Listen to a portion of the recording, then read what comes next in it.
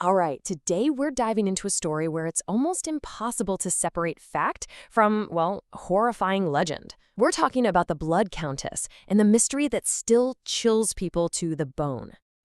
So, what if I told you that the most brutal serial killer in all of history wasn't a man?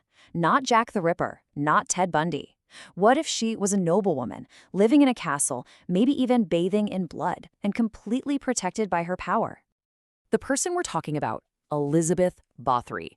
And for what, over 400 years now, her name has meant one thing: pure, unbelievable cruelty. She is the very center of a seriously dark legend.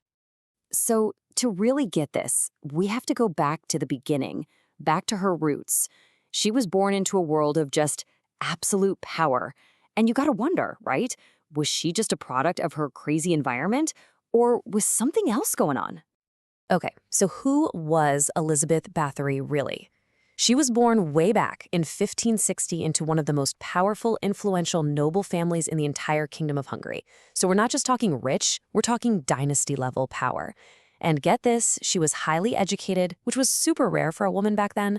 Bottom line, from the day she was born, she was pretty much untouchable. And when I say powerful, I mean it. Her family's power was just absolute. Her relatives weren't just connected, they were the judges, the generals, even princes and royalty. Think about that. This network basically created this bulletproof shield around her. She was completely beyond the reach of normal law and order. Now, this part is super important to understand.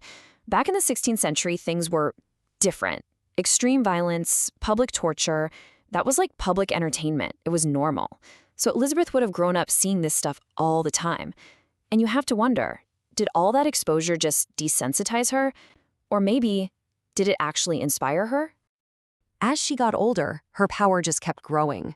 Which brings us to the next chapter of her life, and to a place that would become known as the Castle of Horror. This is where the rumors really start to swirl. When she was only 15 years old, she married this guy, Count Ferenc Nadasti. He was a huge deal, a feared military commander they called the Black Knight of Hungary. This wasn't just a marriage, it was a power move that made her even more influential. So her new husband, the Black Knight, he was always off at war. And that left Elizabeth completely in charge of their massive properties, all the castles, everything. And it's during these long stretches, when she was ruling alone, that the whispers began. Young peasant girls who were hired to work at the castle, they just started disappearing. And this is where we get to the most infamous part of her story, the part where history gets all tangled up with folklore, creating something truly terrifying. We're talking about the legend of the Blood Countess. Okay, so the legend, the one that's been told for centuries, says it all started with one single violent act.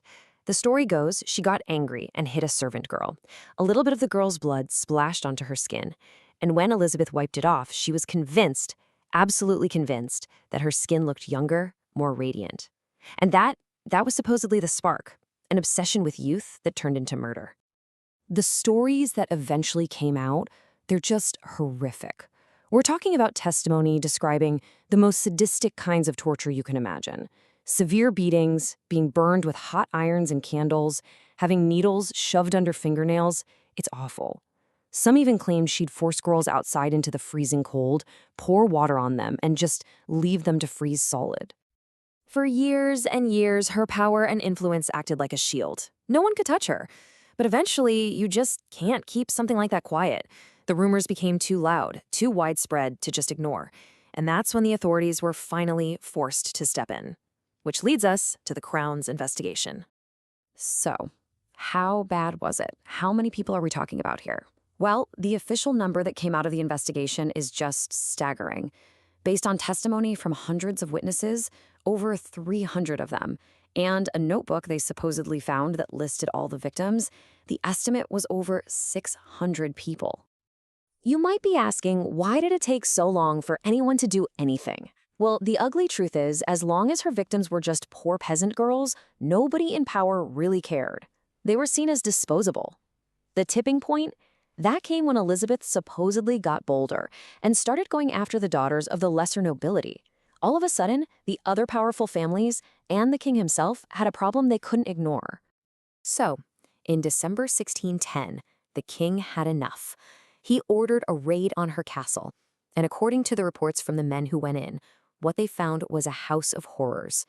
They didn't just find old evidence, no, they walked in on it happening.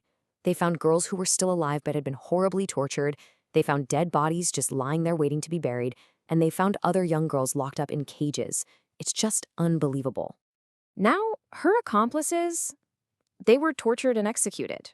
But Elizabeth, her noble blood still meant something. It protected her from that fate. So it raises a really weird question, right? What do you do with a killer who is literally too powerful to execute? And the answer to that leads to her very strange punishment and the legacy she left behind. Her sentence was, well, it was one of a kind, and you could argue it was even worse than death.